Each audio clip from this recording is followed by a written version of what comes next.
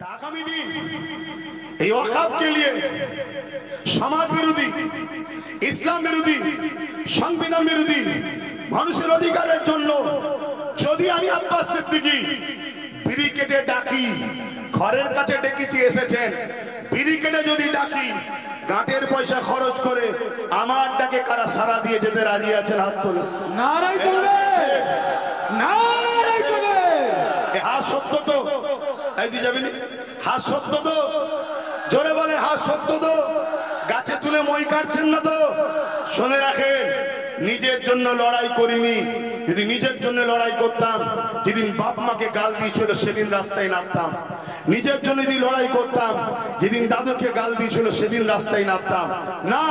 Mission একটাই, আমার রসুলের দিন, আমার রসুল, আমার কোরআন, এটাই হলো আমাদের মিশন।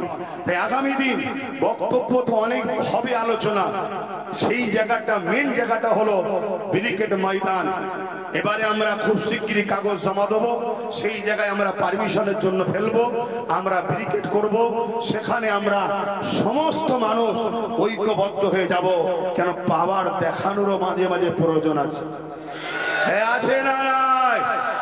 অনেকে মনে করে ছোট ছোট জঙ্গলে নাকি বাঘ থাকে না। আমরা ছোট ছোট উলামারাই আমরাও যে কিরকম আছি এটাও আমাদেরকে দেখাবার দরকার আছে না নাই? আমার দেশের প্রতি বছরে 26শে জানুয়ারি কলিকাতাতে মাটির তলা থেকে আমার দেশের মহানায়ক যারা সেনারা বাহির হয়, জানেন তো নাকি? কেন? এটা আমাদের মাঝে দেখায় পাকিস্তান মুখ সামলে কথা